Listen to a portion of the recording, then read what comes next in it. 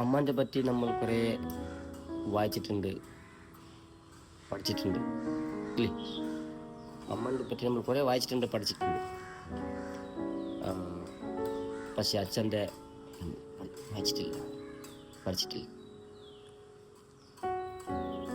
അച്ഛൻ്റെ പറ്റിനെ കുറച്ച് ലൈൻസ് പറയാം. അമ്മ പറയും ലവ് യു, പക്ഷെ അച്ഛൻ പറയത്തില്ല അല്ലേ?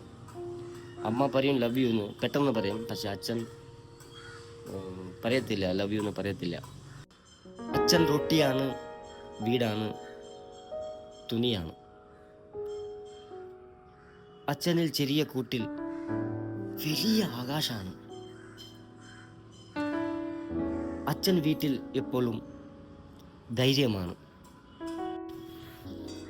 അച്ഛനുണ്ട്, അമ്മയ്ക്ക് വലലും പൊട്ടും സുഹാഗാണ്.